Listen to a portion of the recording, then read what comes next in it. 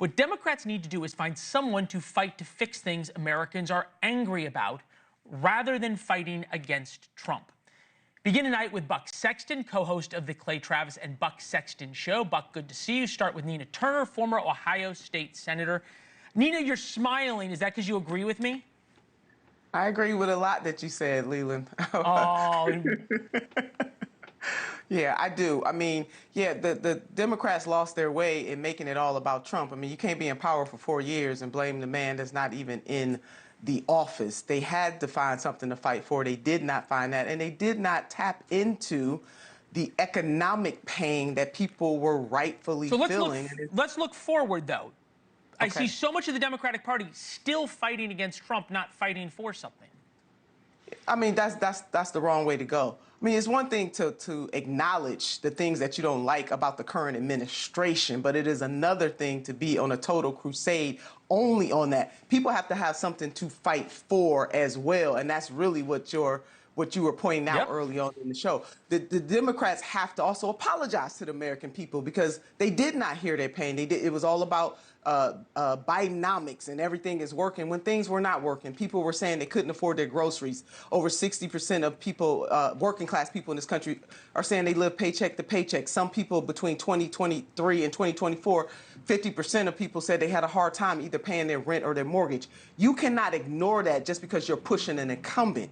You have to acknowledge the pain, and you have to make it known that you're going to answer that pain and not just be. I'm not saying you don't tussle with your opponent, but that can't be your That can't be the only thing. Right. Yeah. Buck, I'm watching video right now of AOC and Bernie Sanders. Alexandria Ocasio-Cortez, it seems, if I've read the tea leaves right, is setting up a primary fight of Chuck Schumer, the now embattled and becoming irrelevant minority leader in the Senate, also New York senator. Is that a good thing or a bad thing for Republicans of more AOC?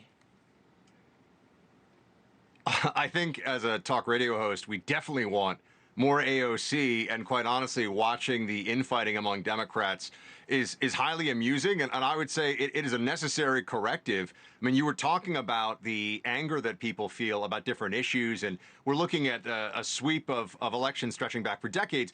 Democrats are in the worst position they have been in my adult lifetime, and I think all the polling shows that. I don't think anybody could really make a case otherwise. They richly deserve it, and a large part of it is what we just saw with, and I'll tie this into the present moment and the problem that Democrats have, but what we saw with illegal immigration, when you have roughly 8 to 10 million people coming into the country, entering illegally, and then trying to get different kinds of status, that was a disaster at the border. I mean, even Bill Maher, when I was on his show, agreed the Biden administration completely messed that up, and people were very frustrated by that. They're also frustrated by what Nina was talking about a moment ago, the price of things and the economy, and that's all very true.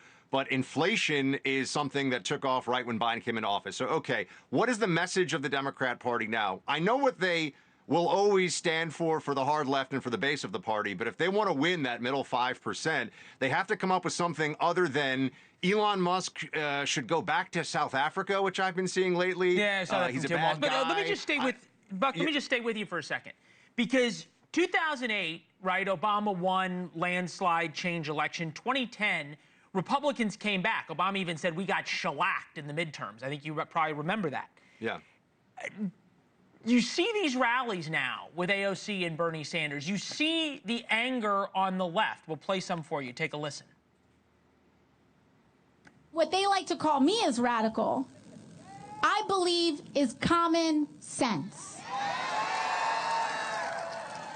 I believe that when a person gets sick, they shouldn't go bankrupt in the wealthiest country in the history of the world. Common sense. I believe that a minimum wage should cover the minimum cost to live. Common sense.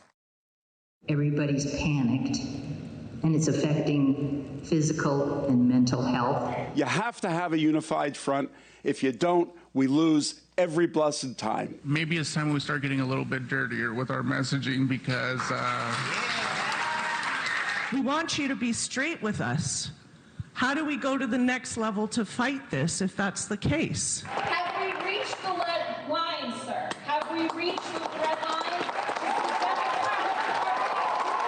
none of this feels like you're fighting for us, for Colorado, for our kids, for our grandkids.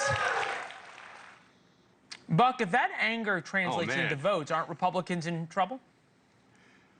No, I don't think so. We're joyriding there in the wreckage of Democrat hopes and dreams from this last election. They're very frustrated because they weren't just promised a victory. They were promised that Donald Trump was going to prison and his whole, everybody around him was going to be brought low. Obviously, that didn't happen. The economic populism pivot from AOC there is actually, and she mentioned healthcare, and I'll be honest, that's the only issue that consistently in polling Democrats still do well on. That an issue that matters to people in terms of matters to the swingable electorate, if you will, the up for grab voters. But economic populism is a tough message to make stick when you're also telling people in New York City that they have to keep paying super high taxes so that illegals can live in $300 a night hotel rooms and get, prepaid EBT cards and billions and billions of dollars being spent for that. I mean, that's part of what factored in this last election.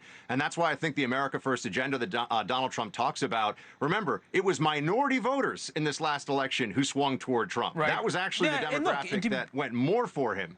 Yeah, to be fair to you, Buck, we've not heard AOC and Bernie Sanders pivot away from sort of the massive spending towards, immutable characteristic interest groups that Democrats championed for a long time. One of the reasons they lost. Nina, to you, we heard from AOC.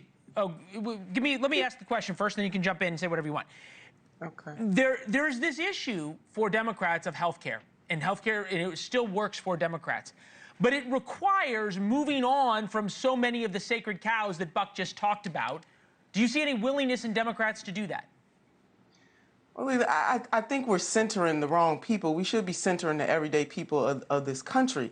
Now, as Buck just laid out, what do you mean by centering? I don't understand what that means.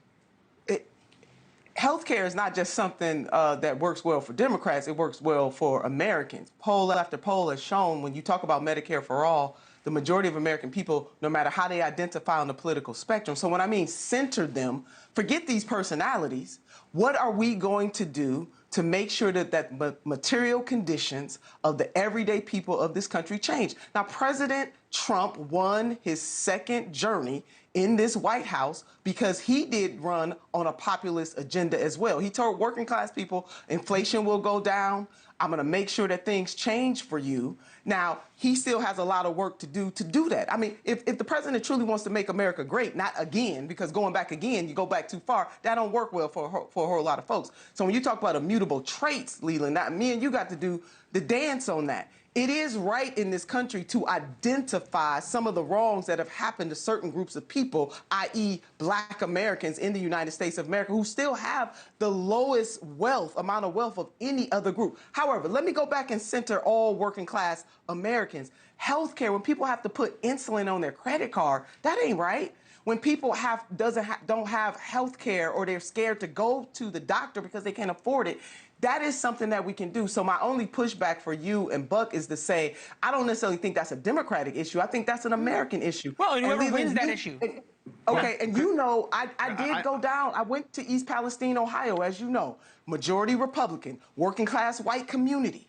And when Norfolk Southern, when that train derailed, they weren't saying less government. They were saying we want government to come and help us, and we want Norfolk to pay for what exactly, Lena. So that's all I'm saying. Nina, I've never had a segment where you and I agreed so much. But I'm going to let Buck gets the last word. I was going to say, I mean, what Nina is saying is generally, I mean, a couple things I would disagree with pretty strenuously, but overall, in terms of the focus of the messaging, she's correct. And I'm not going to pretend like she's not much more on point than her party is, which is running around saying that 200-pound dudes who say they're women should be able to win track meets against high school girls. Like, this is insane stuff. You're asking how the Democrat Party can start to go back to the center. They have to abandon some of these very outlandish positions that they're not going to, because the left wing of the party decides what is going to be playing well on the TV screens, what's going to be getting the most attention. It's what works with fundraising. Yeah. So yeah, if they were going to talk healthcare, if they're going to talk economic populism,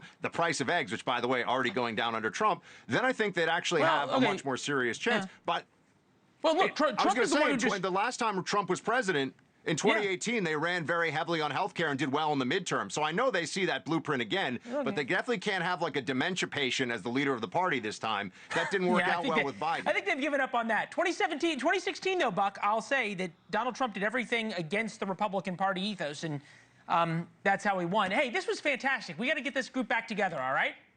Would love that. Anytime. Good to see you both. Thank you. Good to see you too. Buck. Thanks for watching. Go to joinnn.com to find NewsNation on your television provider. And don't forget to click the red subscribe button below to get more of NewsNation's fact-driven, unbiased coverage.